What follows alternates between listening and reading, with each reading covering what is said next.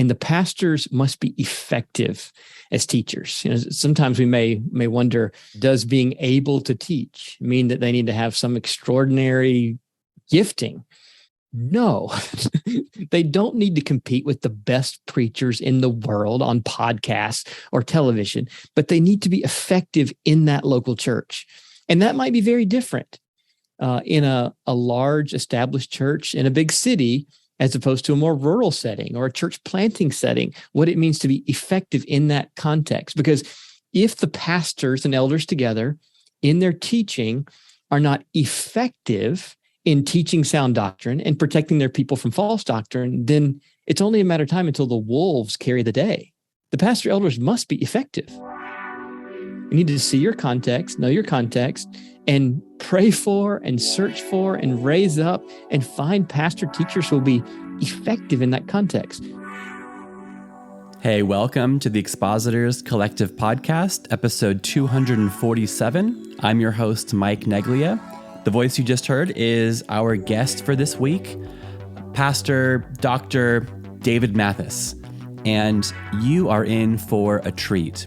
David and I have a delightful and encouraging and informative conversation about what it means to be able to teach. This is one of Paul's qualifications or virtues that he says is important for elders, pastors, leaders.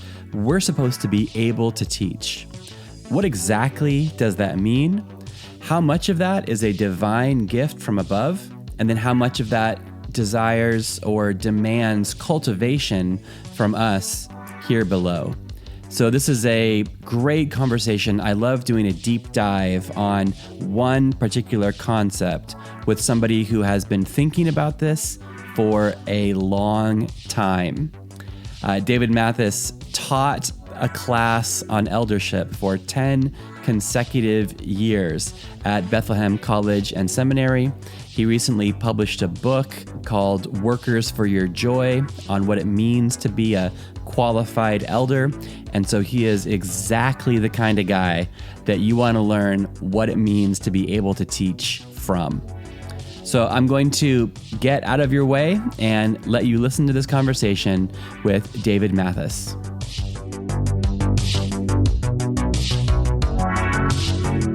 All right. Hey, welcome to the Expositors Collective Podcast. I am thrilled to be speaking with Pastor Dr. David Mathis. Good morning. Welcome. Hey, Mike. So great to be talking to you about such an important subject, too. Yes. So we're going to be referencing and talking about the book that came out recently, Workers for Your Joy, which is largely kind of an exposition on what Paul talks about the elder qualifications. We're going to hone in maybe on one of those qualifications. But before we hear about other people's teaching and preaching, I'm always curious to hear about yours. David, what was the first time that you ever handled God's word in public? What was your first sermon? You know, I've racked my brain for this. I think that the first one I can remember was in high school. I was part of a large church in Spartanburg, South Carolina, and we would do this summer mission trip where we went to the hollers of Kentucky and did Bible schools for kids. And so as part of that, we would go to smaller local churches in the Spartanburg, South Carolina area. And I think I went to a little tiny church of just a few dozen members, and we had a youth Sunday. Now, some teenager on the guitar, others singing, and they said, Mathis, aspiring dentist with no desire to preach, you're supposed to give the message. And so as best as I can remember, I got up there and I talked for a few minutes about Joshua 24:15. Choose this day whom you will serve, whether the gods of your fathers in the region beyond the river or the gods of the Amorite in whose land you dwell. But as for me and my house, we will serve the Lord. And I'm not totally sure I was regenerate at that point. Oh, looking back on it, it was a very truth-oriented, duty-driven, perhaps, sermon. Sure. That I went through a very significant renovation of soul a few years later while at college. where I first began to taste the light and depths of joy in God that were very different than probably what I experienced at the time. And very, very, very oriented on truth and duty, and became more oriented on delight. But that was my first shot at preaching, and I had no interest in preaching at that point. Yeah. And how did it go? I suppose it's complicated, and then even bringing in the reality of you may have not been regenerate, so that's a complicated thing. But stepping down from that pulpit, how did you feel? I don't remember much. You're too young to not remember. I suspect it would have been very boring to the hearers. Okay. I think I was probably focused mainly on saying true things, yeah, and had no sense for connecting it to my own heart, not to mention the hearts of those who were there. So it was probably pretty short. It probably wasn't all that compelling to regenerate or unregenerate people. And I don't remember anything embarrassing about it, or, I think I was willing to do public speaking at that age, though I didn't aspire to be a preacher. that would come later on. And I do dentistry remember was in your future. That's right. My dad's a dentist. He just retired, and I was planning to follow him into dental school until I started taking some Greek classes at Furman, and started loving to teach the Bible, and redirected that path. But I do remember several firsts. And maybe the one thing to say about it is, even though there might have been a particular first sermon in the context of worship in a local church, I had a lot of firsts through the ministry of campus outreach, college ministry that I was involved with, first message as a team leader at a summer project, or a first message at a Christmas conference, or a first message at a weekly meeting. And I think it's really important for young preachers or aspiring preachers to get a lot of different at-bats. It could be with 5-year-old Sunday school. It could be with youth Sunday school. It could be any short little time where you are able to stand up in front of people, whether it's microphone or not, in the position of a teacher, and open God's word and feed souls with the truth and beauty and glory of God's word. Those all contribute over time to God making us the kind of preachers He intends for us to be. Yeah. There's some vocabulary that previous guests on this show have spoken about, where they say that for the young or new, or for the aspiring preacher, to never say no. That if there is an opportunity, again, whether it's at the 5-year-olds or the nursing home, or you just say yes. And as you get those different, I guess, at-bats, as you would say, that the confidence, it does grow. And then the time does come, maybe when you reach an older age, when you have to start saying no, when to take every single opportunity as life gets busier or responsibilities mount, maybe isn't the best. But for the young and for the new one, encouraging people just to say yes as often as you can responsibly can. The one thing that maybe doesn't serve us well in some Christian circles, ones I've been in, sometimes there's a very static concept of gifting, where it's like, well, this guy is gifted to preach, or he's gifted as a communicator, or this person's not gifted. And in reality, God gives those gifts often not in a moment, but through a lot of work and cultivating and developing, and through dozens and hundreds of at-bats. Those gifts grow and improve. He means for us to grow those gifts. So there are many guys out there who may not feel gifted in some static sense as a preacher. And I want to encourage those guys, work on that. It is something that can be worked on and grown and developed over time. Yeah, it's a gift from above. And then we could also say it's cultivated here below. And it's something that actually we can improve at. And so maybe the next kind of question I'd like to ask you is so David, how have you grown since then? That's very vague. Maybe a specific question. You mentioned your Joshua 24 passage was very kind of duty and truth oriented. If you were scheduled to preach at City's Church coming up, and you were assigned the passage of Joshua 24, how do you think you would teach it differently now than you did back then? Oh, that's a good question. Yeah, I didn't send you that one in advance. Sorry. I can try to say on the fly. I think today I would be much more eager to understand the context. I think at that time, when we had a plaque on our wall at my house, choose this day who you will serve. As for me and my house will serve the Lord. So that may have been the inspiration for that sermon is, what am I going to preach on? Oh, there's a plaque on the wall. As for me and my house will serve the Lord. And I do think probably if I went back to Joshua 24, studied that passage, got ready to feed God's people with it in the context of worship, I probably would make much of verse 15. But I hope that I would be better at positioning verse 15 in the context of Joshua 24. And Joshua 24 in the context of the Old Covenant, in the context of redemptive history, be able to make more natural connections to what God has done for us instead of all of the accent being on the human will. I suspect that I was just working the will. Like, choose with me, choose to do this for the Lord, rather than putting that within the framework of the blessed God, the happy God who works for us, and what God has given to us in the person of his Son, in the empowerment of his Spirit, how God is over and sovereign in and empowers the human will. So there's probably a lot more I could say about the power and beauty and glory of God, in which to then present to the hearers, choose this day whom you will serve. Yeah. The commands still are there. The invitation is still there, but you're just couching it in this bigger, broader story. Whereas, if I would have preached this, let's say 20 years ago, what do you got to do? Choose. What day you got to choose? This day. Who are you going to choose? The Lord. All right, that's it. You can choose or not. And there's more to say than merely or only that. Not less, but certainly more. Mm-hmm.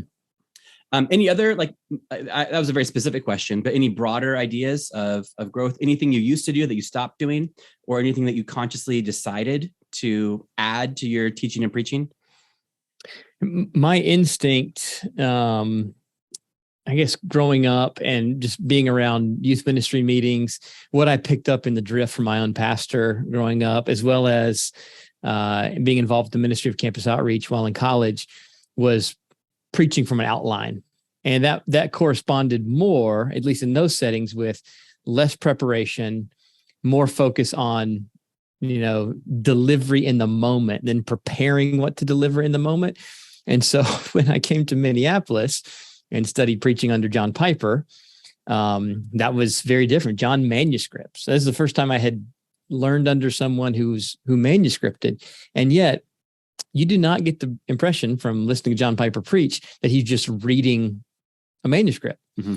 And so I found over time, it's more work to do the manuscript, finish the sentences, finish the paragraphs, but then not just read it, you need to preach it.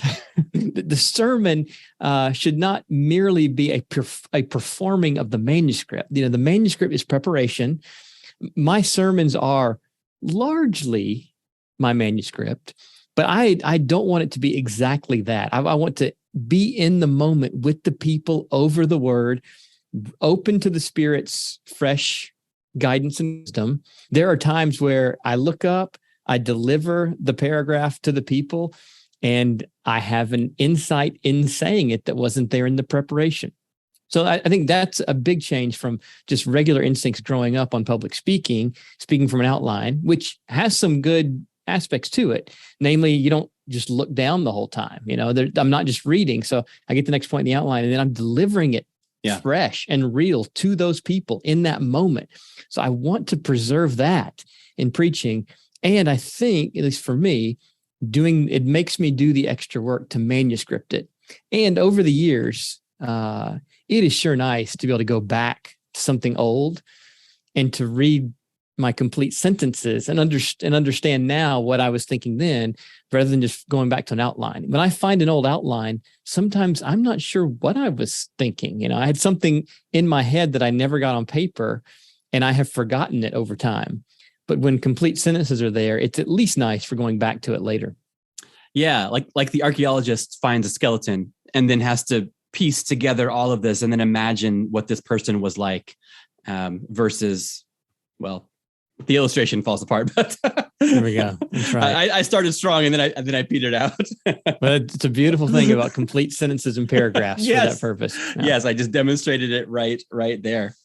So I'd love to speak about, workers for your joy. And from what I gather, this came out of like a decade's worth of teaching on eldership at Bethlehem College and Seminary. Is that correct? That's right. In 2012, as Bethlehem College and Seminary, what used to be called the Bethlehem Institute, which is a 2-year apprenticeship program. I went through that in 2003 to 2005. And it was such a great program, and we added faculty and able to grow that into a college and seminary. And so early on, Tom Steller, who was dean at the time, let me know he needed me to facilitate a class. And I was very excited to hear that. And I thought, oh, what might this grand topic be that they want me to cover? Systematic theology 1, or teach Christology, or maybe it could be a study in the Epistle to the Hebrews, thinking of all my favorite interests. And Tom's like, we need you to do the eldership course. And I was like, well, that's not glorious. It's so functional. But that was the need. And that's one of the points of the book too, is how much God means for our ministries to be based on meeting real life needs. It's not self-actualizations where I have a dream that I want to foist onto the church and onto the world. Christian ministry is meeting real objective needs in a particular context. And so that's how I got started on this topic of eldership. I never would have chosen eldership, but eldership chose me, or Bethlehem College Seminary chose me for eldership. The Lord works in mysterious ways, doesn't he? Right. And so one thing I learned over time that I loved about this course is it was under the topic of practical theology, and it really was a chance to talk brass tacks with these guys. They had been through systematic theology classes, church history classes, so many different formal areas of study that are typical to seminaries. But the eldership class was really a place to kind of talk with whatever issues were live. So early in the day, we spent a lot of time talking about multi-site and video preaching, which were interesting topics at the time. And the eldership class, I would try to supplement a text with various articles. And over time, I would want to address something that maybe I couldn't find the right article on, or wanted to do it in a slightly different way. And so I began writing articles that would be part of the class. Here and there might be a message or something connected to a key text that relates to leadership in the New Testament. And so one piece at a time, it kind of came together over the years. And the most significant discovery along the way was that the elder qualifications are not just prerequisites for the work. They are the stuff of the daily work. The way I came across this insight is, as I thought through, I said, I want to teach these seminary guys what's relevant in on-the-ground pastoral ministry, in an eldership class. What are the key practical issues we need to discuss? And as I made a list of all the key practical issues, it was amazing that they all corresponded with one or two or multiple qualifications, virtues of the pastor elders. And I realized that Paul really means it with these traits. And these are not just hoops to jump through. Like, these are the kind of men the elders need to be to do the work they're called to do as a team of teachers, sober-minded, leading in the local church. And so that was the key point where we then restructured the course to kind of work through the qualifications, trying to move beyond just a bare understanding of the qualification to see that trait in its biblical scope, and then make connections practically to the life of daily ministry for pastors and elders. I love what you just mentioned.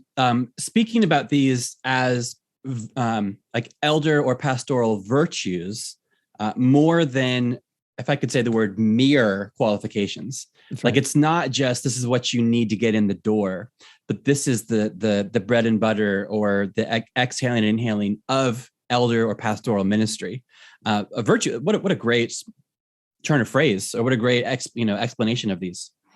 But it's for when you spread out throughout the New Testament, you see, just about all of these are expected of Christians elsewhere. Yeah. So sober-minded, not a drunkard, self-controlled, above reproach, so it, other than apt to teach, which we can get to. That We're going to get there. Yes, we're going to didaktikos, get there. Other than the pastors, the centrality of teaching for pastors, and then not a recent convert. So if somebody just came to faith, you can't expect them to be not a recent convert. However, Paul connects that to arrogance, to humility. So it may not become swelled up with pride. So that's just a humility qualification. So, and there is a sense too that all Christians are to be teachers. Hebrews 5 says you ought to be teachers by now. We teach each other with psalms, hymns, spiritual songs. In Colossians chapter 3, older women teach younger women in Titus 2. So there is some sense in which Christians teach each other. And what's remarkable about that eldership list is these are virtues that are expected of Christians all over, but in the pastor elders, they need to be operative and visible so that the pastor elders can be examples to the flock of healthy Christianity. There needs to be no glaring absence of this composite of Christian virtues. And so I do think virtues is a helpful term, traits, virtues, for getting at what we're looking for in our leaders. Yeah. Well, you mentioned didaktikos, and so let's go there. So that is, you mentioned, one of the, in connection with the not being a recent convert, but that's a primary marker of church leadership, eldership. You mentioned that it's also what sets apart elders and deacons in his writing. So what do you think he's getting at when he includes this in this list, but not the other lists? Yeah, it's a great question. I mean, it's the one that stands out. Like as you read through the two lists, the overlap between the eldership overseer list in verses 1 to 7, 1 to 8, the deacon list, which follows immediately afterwards. So many virtues overlapping in terms of sober-mindedness and those kind of things, but the teaching sticks out. And in the elder qualifications of Titus 1, Paul's list culminates in verse 9 with this qualification that he must handle the doctrine well, teach the doctrine, rebuke those who contradict it. So it all kind of culminates there. And my observation is it's culminating in Titus 1, and in 1 Timothy 3, it's in the very middle. Center of that chiasm. Yeah, that's right. The chiasm of the 15, I think, that Paul gives there, he puts this right at the middle, I think, to signify its centrality. But apart from that, we have so many other texts that talk about the centrality of teaching as related to Christian leadership. I mean, Paul himself in Ephesians 4:11 says that Christ gave the pastor teachers, puts it together with that little construction in the Greek. Or maybe the strongest one of all, Hebrews chapter 13, verse 7. Remember your leaders, those who spoke to you the word of God. He could assume that their leaders spoke God's word. He could assume their leaders were teachers, because that's largely what it means to be a leader in the Christian faith, which is a teaching movement. The Old Testament taught Torah, the teaching, and Jesus was the consummate teacher. And he left apostles who were teachers and who still teach us by their words. And he means for local church pastors to be teachers who teach not only their own creative or innovative ideas or things, so they don't preach themselves, they teach the apostolic word. So teaching is at the very heart of the Christian faith and at the very heart of what it means to be a leader, an officer in the lead office, the teaching office, that office of elder, overseer, pastor in the local church. So it is very significant. Now, the one word we have there in 1 Timothy 3 is didaktikos, as you mentioned, adjective. The Greek noun is didake for teaching. So what does it mean that this adjective version of didaktikos? It's tricky because I don't know that we have an exact correspondence in English. I could make a word up. Please do. If I made one up, it would be teachative. If talkative means someone who is fond of talking, then teachative would be someone who's fond of teaching. They're given to teaching. They're fond of teaching. Now, to try to get at that, I've got 3 E's that help me think through dynamics that relate to being apt to teach or able to teach in the local church. First is the E of equipping. You need to be trained. The Christian doctrine is not like conversion, where the Holy Spirit does it in a miraculous moment and opens your eyes. Christian doctrine is something in which he trains us. There's usually a process of being equipped, whether that's a personal disciple-making context, whether that's some formal course of study, even in an informal way in a local church, whether it's a more formal thing in a seminary. I do not think you need to be formally trained in a seminary to be a pastor elder in a local church, but I do think you need some sequence of training, some time for being equipped in sound doctrine. That would be one. The first one being equipped. The second one then being effective. That's what Paul's getting at in Titus 1:9 as he expands on this didaktikos from 1 Timothy 3. I think you can see its expansion in Titus 1:9. And the pastors must be effective as teachers. Sometimes we may wonder, does being able to teach mean that they need to have some extraordinary gifting? No, they don't need to compete with the best preachers in the world on podcasts or television, but they need to be effective in that local church. And that might be very different in a large established church in a big city, as opposed to a more rural setting or a church planting setting, what it means to be effective in that context. Because if the pastors and elders together in their teaching are not effective in teaching sound doctrine and protecting their people from false doctrine, then it's only a matter of time until the wolves carry the day. The pastor elders must be effective. You need to see your context, know your context, and pray for and search for and raise up and find pastor teachers who will be effective in that context. So equipped, effective. The last one then is eager. And I think this is what gets most close to the heart of what didaktikos means. When we say able to teach, we are not meaning able in the sense of, oh yeah, this guy can teach if you put a gun to his head. No, we're not. Sometimes I've heard that so often where, he's not really a teacher, but he can explain something to somebody over coffee or over lunch. It's like, I hope everybody in our church can do that. But we're looking for some kind of bent, some proneness, some eagerness to teach. That he wants to do it, even if he doesn't never say no. Maybe he typically says yes. Like I am a teacher. I want to teach. I love to teach. We're looking for a kind of eagerness. So we're looking for kind of guys who are not just able to teach if you put a gun to their head, but they're the kind of teachers who won't stop teaching unless you put a gun to their head, and maybe even then they won't stop teaching. There's an eagerness there. And I think one place where you see that eagerness as a kind of internal posture or almost virtue is in 2 Timothy chapter 2, where he's talking about the servant of the Lord, commending this to Timothy in the conflict in Ephesus, not quarrelsome, able to teach, kind to all, patient in all things, correcting opponents with gentleness. So the company that didaktikos keeps in 2 Timothy 2 is kindness, gentleness, patience. There's an orientation on the world and on life that brings to bear a kind of patience that is demanded of a teacher. A teacher doesn't walk in on the first day of class and give the final exam. A teacher teaches. A final exam's coming. There's an end to this. There's an end to the journey. We're trying to get our people somewhere, but we're not expecting our people to be somewhere before we've taught them.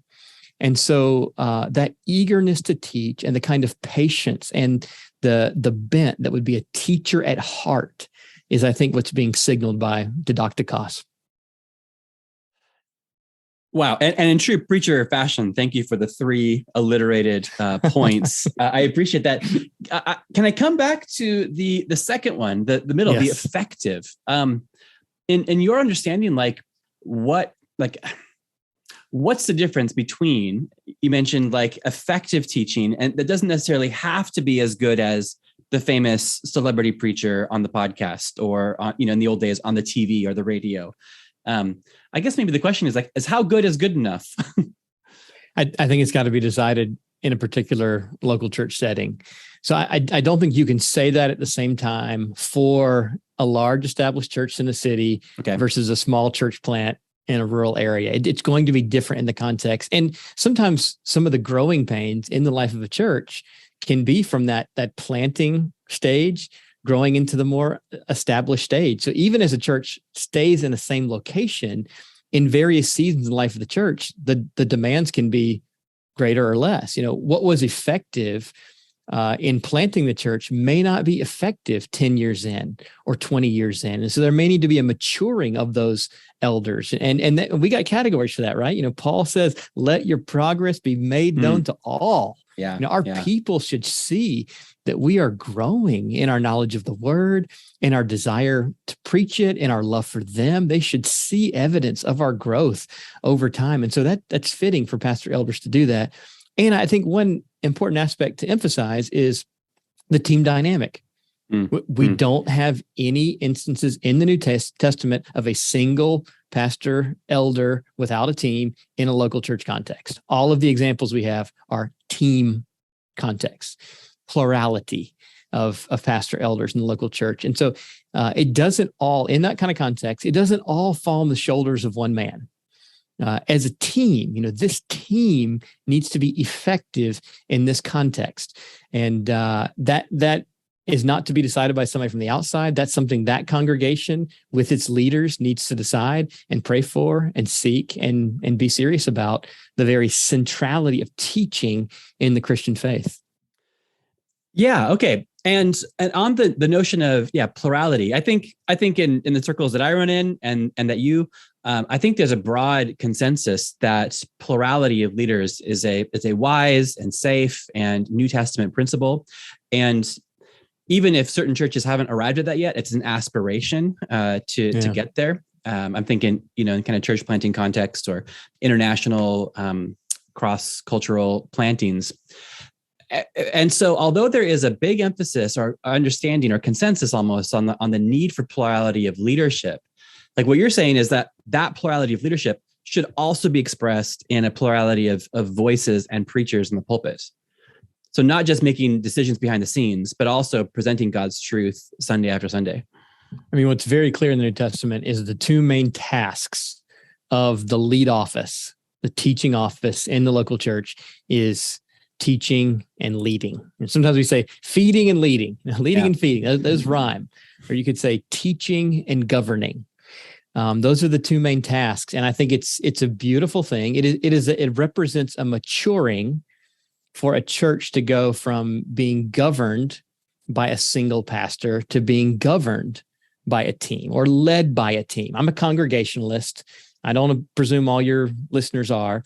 And so I aspire to elder-led Congregationalism. Congregationalism is not democracy. I want to write about this someday. It's not democracy. It is not ruled by the people. It's ruled by the risen Christ. Under him, regenerate people led on a week in, week out basis, on a daily basis by a team of leaders in the local church. So it's a pastor-led, elder-led Congregationalism. And in that context, where was I going with that? I got all distracted by talking about Congregationalism gets you going. Yeah. Well, I'm not a Congregationalist, but that's okay. Okay. On ruling, it is a maturing of a church to go from a single governor to a team of governors. Right. And I think it's the maturing of a church to go from a single teacher to a team of teachers. And I know not every church is in this. I know there's an embarrassment of riches in places close to seminary. So here I am pastoring in Minneapolis, not far from Bethlehem College Seminary, not to mention a generation down from Bethlehem Baptist Church, and an embarrassment of riches of elder qualified men who are compelling teachers. And so it's easier work for us. And I would not condemn those who find themselves in a different setting, and they're in some setting where they're the sole teacher, they're the sole leader. That's not wrong to be in that setting. I do think it would be wrong to be content with that and stay there and not pray for that kind of growth and maturing. And I do think it is a maturing to have multiple leaders in governing. And then it's good for the congregation and good for the preachers and teachers, good for the pastors themselves to share the work of teaching. And that might be manifest in preaching. I would not say that the sum total of teaching in the church equals preaching.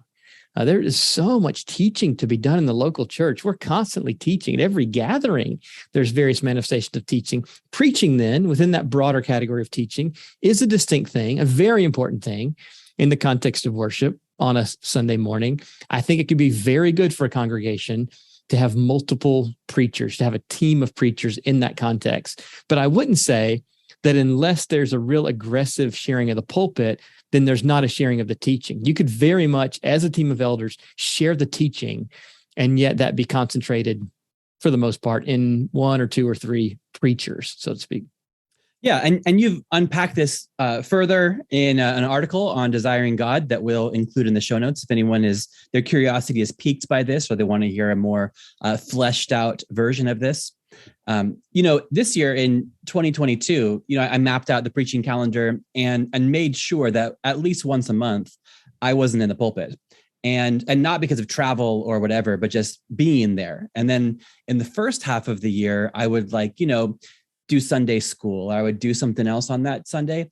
And then I kind of decided, wait a minute, no, I should be in the front row.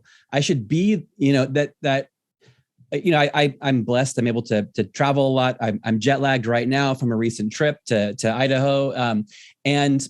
But I didn't want the impression to be like, oh, if Mike is gone or busy, then these other guys fill in for him, or they're substitutes. And so even for the second half of this year, I made sure to be like, no, I'm going to sit in the front row with my wife, and we're going to be under this. Not to say that this is like, there's an emergency in Sunday school, so that's why Mike is there. So I'm working on it, and this is providential that we're discussing this, because I have to plan out next year's preaching schedule, and let's see if we can increase that from once a month to even less. So you're having a good influence on me. That's so good. An old friend of mine, Larry Osborne, San Diego. Yeah, my parents went to that church for years. Okay, so Larry talks about coming back from vacation on Saturday, and he would do that. In particular, when he had a vacation, he'd make sure to come back on Saturday to be at his church on Sunday morning, and to be as visible as he could in a holy way, and not preaching. It's like you're saying, on the front row, sitting under the preaching, just thrilled to be under the ministry of another brother, which is great for the congregation to see that. Another thing, it's just so good for the preacher's soul. Yeah, I benefit so much from my brothers who are fellow elders through their preaching. It is a glorious thing to sit under their teaching. So we're working on Leviticus right now. Cool. And we have different eyes, different backgrounds, different emphases. And I think we make each other better readers and preachers of Leviticus as we sit under each other's preaching. We kind of fill out the whole message. So I sure hope, working on a sermon now on Leviticus 21 to 22. I sure hope that sermon is going to be better, healthier, more balanced, better for my people, because I have sat under my brother's preaching Leviticus and hopefully balanced out, shaped my view of Leviticus that'll be more helpful in that sermon. Yeah, well, I was planning on asking you about this because I went to the Cities Church website and was scrolling through the recent sermons, and I was to some degree surprised to not see you as prominent on that list. And so, again, then kind of discovering even more about your convictions about not just shared leadership, but a shared pulpit, that really makes sense. But I was suspecting something even before I did that additional reading. So you're practicing what you preach, or you're preaching according to your practices anyway. There we go. Preaching according to our preaching. There we go. Thank you. Again, you're not jet lagged. I am. So the alliteration will be up to you. Hey, last question on this. So last question in total, actually. So I always ask this to kind of end, but what's something that you're trying to get better? You just mentioned that you hope that your Leviticus sermon is going to be better because of sitting under the other pastors and preachers in your church. But is there something that you hope in 2023 that you improve in? What are you working on? What's your target? So one thing I'm constantly working on, I just turned 42. So okay. I get a couple decades here of preaching. I've never been an every Sunday preacher. Okay. I have always been part of a team. There's been chances to get at bats, hundreds of them. Thank God for that in different contexts. But I've never been an every Sunday preacher. So I very much feel like a rookie at age 42. And I think of preaching as a life skill, like singing, not like athletics where you peak in your 20s, maybe your early 30s, maybe Tom Brady still plays in his 40s. But athletics is early on in your adulthood. Preaching is a life skill like singing, where hopefully your best singing's in your 50s or 60s. And I listen now to John Piper at 76, and I'm like, my goodness, 70s. Maybe your best preaching is still awaits you in your 70s. So on a trajectory of a lifelong trying to improve, 3 things I'm working on right now. Outline of 3, right? Shorter, tighter sermons. The hardest part is cutting. Often less is more. And especially when we're talking to our people who are going to get to hear us again the next Sunday, I want them to say, oh, that was delightful. I would have loved 5 more minutes, rather than them saying, well, that was about 10 minutes too long. So I really want to push that. And that's the hardest part. Creating words is not difficult for me. It's not difficult for most preachers. Now, maybe in your 20s it is, but as you get older, creating words is a piece of cake. The hard part is cutting them, killing your darlings. That's the expression in the writer's world and editorial world. So killing your darlings. Second one, not being tied to the manuscript, but being in the preaching moment. So this is a constant tension as a young preacher, wanting to put in all of the due diligence and preparation, finishing my sentences, finishing my paragraphs, being prepared for that moment. But then I don't want the preaching moment just to be a performance of my manuscript. I want to be there with those people. I want to see their eyes, see their faces. I want to have the text in front of me. I want to be open to the Spirit's leading. I'm probably not going to preach something that he brings to mind or seems to bring to mind that is utterly new to me.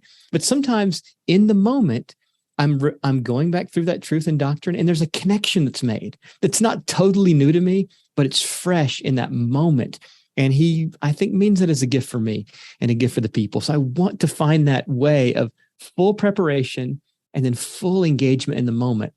The last one is being more concrete. Abstraction is easy for me, and it's not as easy for most hearers. And I think often when we tell preachers, to add stories and add illustrations, I think what we're really getting at there is be concrete. There are times to be abstract, glorious times to go into abstraction, make doctrinal connections, pull big pieces together. But it so helps our people if we're concrete regularly. And so I'm trying to think of ways to be concrete. And that doesn't mean adding 5-minute stories. It could just be a simple, quick metaphor in a sentence that makes it more concrete.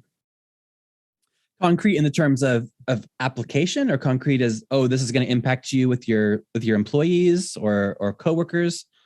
Could be concrete in terms of application, also just in terms of images, mountains, skies, sheep, that not just Romanized words that are conceptual, but don't conjure images in the mind.